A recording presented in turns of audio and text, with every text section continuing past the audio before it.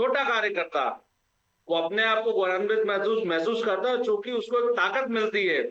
क्योंकि जो आज जेनजी है, हमारा एक कार्यकर्ता है जिसकी उम्र 18-20 साल की है, वो कांग्रेस पार्टी कार्यकर्ता, जब उसको लगता है, जिसने बचपन से आंखें खोलते से बीजेपी को देखा है इस प्रदेश में, और जब वो आंखें खोलता तो देखता है कि ना तो उसके बाद शिक्षा उसको मिल पाई, ना उसको रोजगार मिल पाया।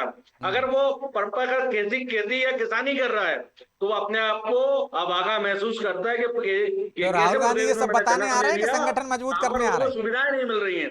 नहीं लेकिन प्रवीण जब जी, राहुल गांधी जी राहुल आते गांधी ये हैं, सब बताने उनका, आ रहे हैं कि संगठन मजबूत करने आ रहे हैं?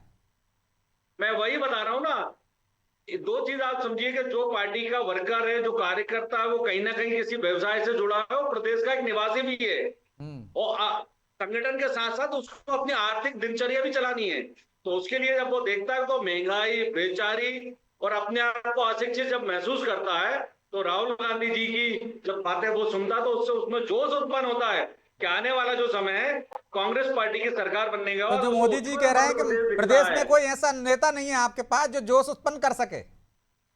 निश्चित रूप से जो ये कार्यक्रम हो रहा है, जीतू पटवारी जी के नेतृत्व में हो रहा है, और उसको उसको आयोजित जो कर रहा है मध्य प्रदेश कांग्रेस कर रहा है, वो पूरे प्रदेश के हमारे ब्लॉक में जो संगठन सृजन के अभियान से जो जिलाध्यक्ष हमारे चयनित हुए थे, जो अभी ट्रेनिंग हमारे कैंप चल रहा है, लगातार जो उत्साह पूरे प्रदेश के अंदर हमारे कार्यकर्ताओं में, तो हर कार्यकर्ता की आश होती है कि राहुल गांधी जी के वक्तव्य को सुने, क्योंकि राहुल गांधी जी मन की बात नहीं करते हैं, वो जनता के मन की बात करते हैं। वो प्रदेश और देश की समस्याओं पे बात करते हैं, उसके समाधान पे बात करते हैं। लेकिन वो जनता अपनी के मन मन की में कौन है ये भड़ास तो को नहीं जनता ही तय निकालते हैं। करती है ना, वो चुनाव के दौरान बताती है कि उनके मन में कौन है। हर नेता के मन हाँ, में निश्चित जनता तो रूप होती से है, जनता के मन में कौन नेता है? जनता के मन में सिर्फ और सिर्फ आज की तारीख में राहुल गांधी जी है, जीतू पटवारी हैं, ये दो। मंजरी जी, राहुल गांधी और जीतू पटवारी जनता के मन में आ गए हैं अब?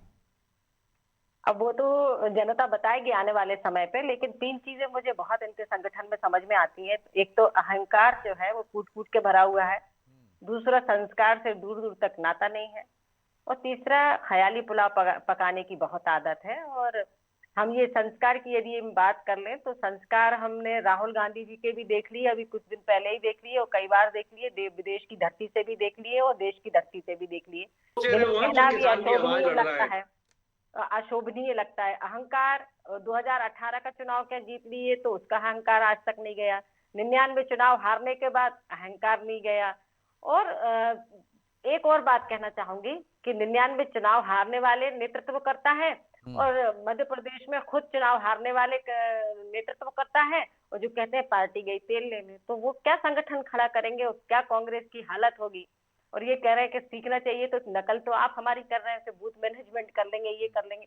अरे वर्षों लग जाते हैं, हम लोगों ने जमीन पर रहकर काम किया है, एक एक कार्यकर्ताओं को खड़ा करना और उसमें संस्कार भरना और ठीक है उनके मोदी जी, को ये बनाना। मजबूरी है कांग्रेस की या रणनीति है राहुल गांधी मैदान में उतर रहे हैं? और क्या इससे जो प्रदेश के नेता हैं उनकी भूमिका जो है वो कमजोर नहीं पड़ेगी?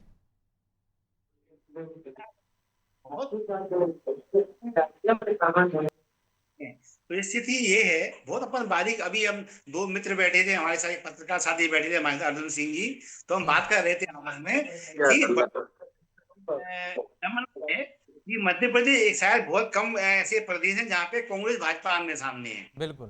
प्रदेशों में कहीं अखिलेश यादव सामने है, कहीं लालू प्रसाद सामने है, कहीं ममता सामने है, कहीं अदर सामने है, लेकिन ये एक ऐसा प्रदेश है जहाँ भाजपा कांग्रेस आमने नहीं, सामने है। मध्य प्रदेश तो है, छत्तीसगढ़ है, राजस्थान है, बहुत सारे राज्य हैं अभी ऐसे। 29 सीट हार गए आप पूरी लोकसभा की भाई, और फिर आप लोग दिल्ली में राहुल जी। बात ये नहीं है, बात ये है, मैं बहुत हित की बात कहूं, लोकतंत्र का हितैषी बनकर कहूं। देखिए, संघ ने एक बात और कही कि जब विपक्ष कमजोर हो जाए और मुद्दा विहीन हो जाए तो सत्ता के निरंकुश होने की आशंकाएं बनी रहती हैं। इसका दोष किसे दिया जाए?